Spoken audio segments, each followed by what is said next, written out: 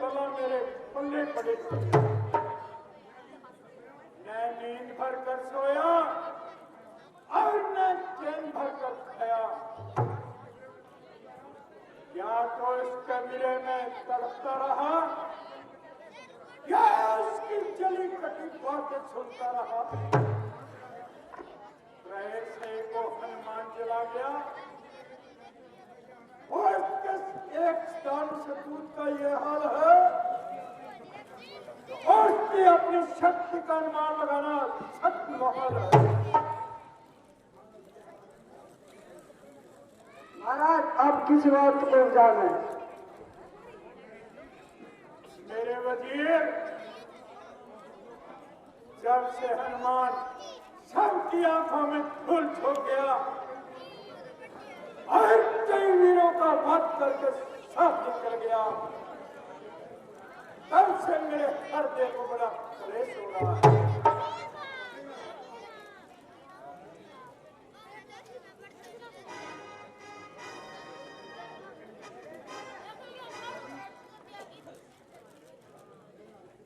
पिताजी,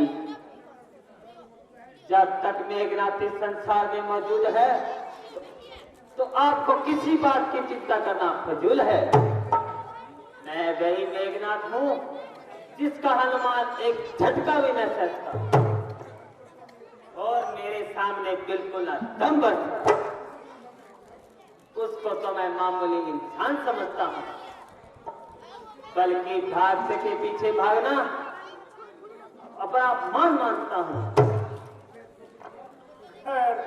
जो कुछ हुआ सो हुआ, अब उसका क्या फिक्र करना है? आगे की रोकथाम का ही फिक्र करना है। या तो मुझे कोई गम नहीं, मेरे शूरवीर किसी पहलू से कम नहीं। यदि वो इस और रोक करेंगे तो मैं नहीं या हम नहीं।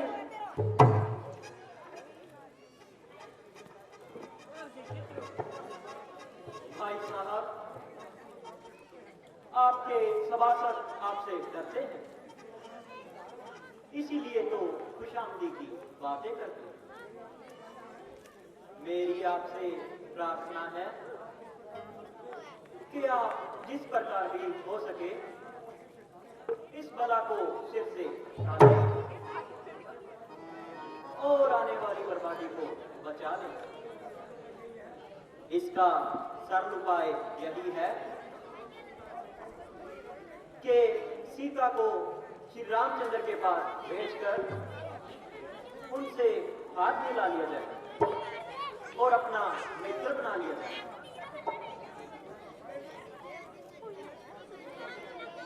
चाचा साहेब, आप चुप हो जाइए। यदि रामचंद्र से आपको ज्यादा डर लगता है तो कहीं जाकर छुप जाइए। कुल पर चाहे कितनी भी तबाही आए, आप ऐसी जगह जाकर छुपना जहां आपकी जान बच सके। शोक, आप जैसे निर्लज हमारे कुल में कैसे पैदा हुए? बहन की नाक कट जाए और भाई को शर्म न आए। जाओ जाओ, जल्दी जाओ, वरना मौत दिख जाएगी, फिर छुपने को जगह नहीं पाएगी। अरे ओ गुस्ताख ना समझ लड़के, किस तरह जुबान चला रहा है, पृथ्वी तथा आसमान को गुलाबे में मिला रहा है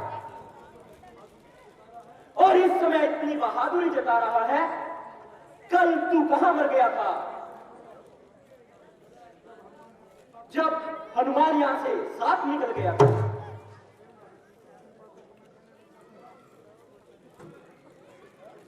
मैं जिन बातों को कहना नहीं चाहता था आखिर आप कह लग रहेंगे।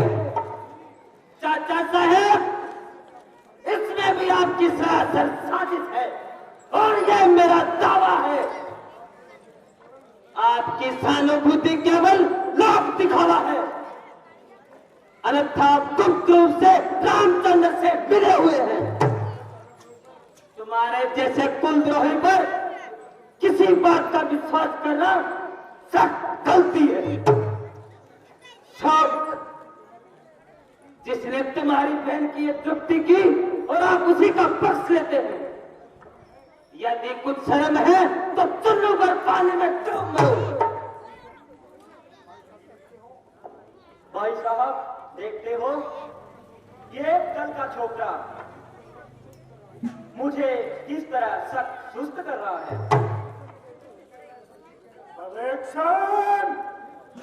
निसंदेह जो कुछ ये कह रहा है बिल्कुल ठीक कह रहा है। शोक,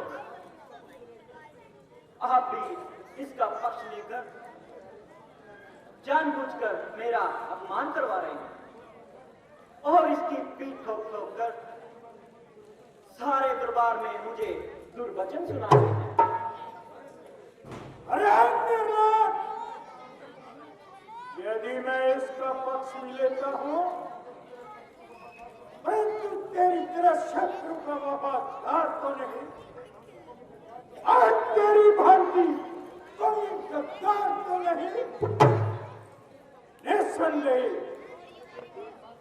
तेरी शत्रु से गहरी चालबाज है।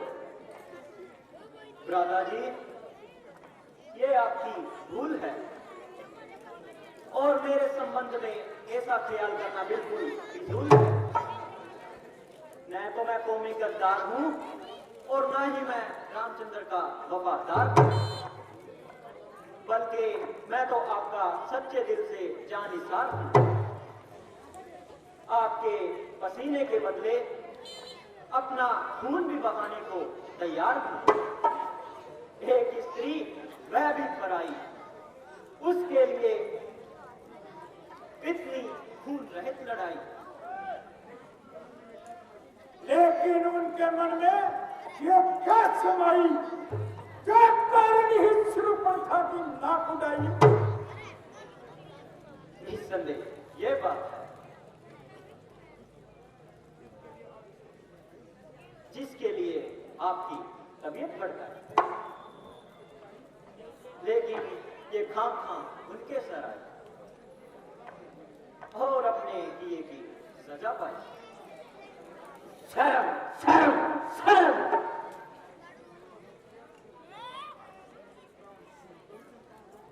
परीक्षण कान खोल कर सुन ले, तेरी निस्बत में चारों ओर से किस कदर नाराजगी का इजहार हो रहा है और हर तरफ से तुझे लानत और फटकार है। मेरा प्रत्येक वीर मरने और मारने को तैयार है, केवल तेरी ओर से इनकार है।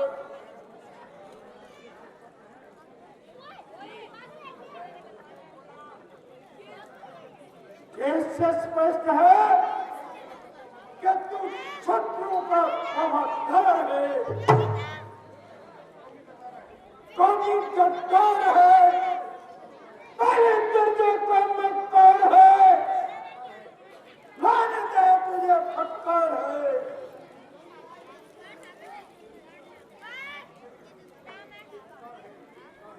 तेरी जिंदगी पर धिक्कार है, धिक्कार है।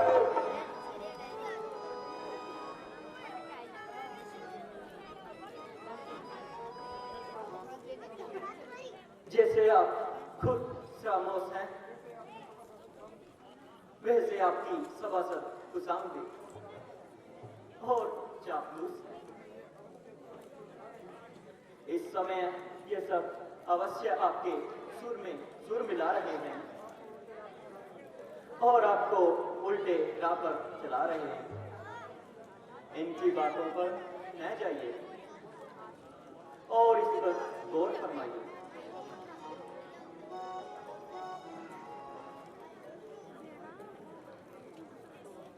शोक,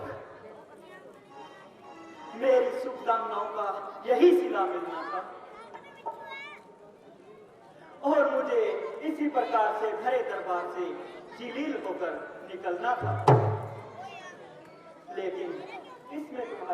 क्या कसूर है? वास्तव में ईश्वर को इसी तरह मंजूर है कि ये हरी भरी लंका उजड़ जाए। अच्छा, मेरा अंतिम नमस्कार लो।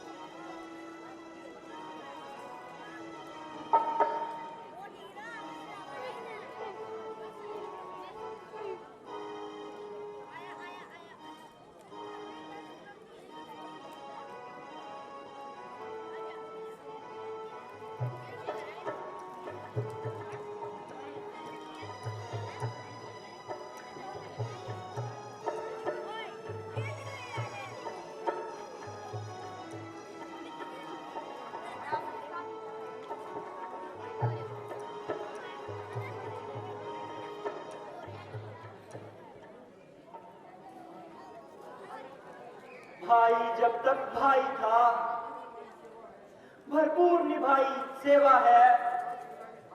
अब लात लगाई भाई ने, यही सेवा का मेवा है। अपराध क्षमा करना उसके, वो होकर आज कठोर चला। लंका हो तुम्हें मुबारक, मैं श्री रामचंद्र की ओर चला।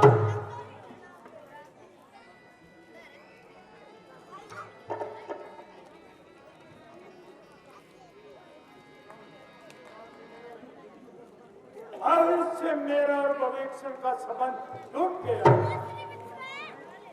जहां तक मेरा अनुमान है, वो सीधे रामचंद्र के पास जाएगा और मुझे हानि पहुंचाएगा। यदि भविष्य एक साधारण सा व्यक्ति है,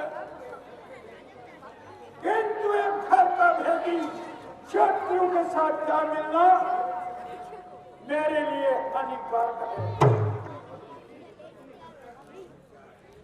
लेकिन तो उसकी उपस्थिति इतनी हानिकारक नहीं थी जितना कि उसका जाना खतरनाक है। खैर, जो कुछ हो चुका सो हो चुका। अब भाई कम करके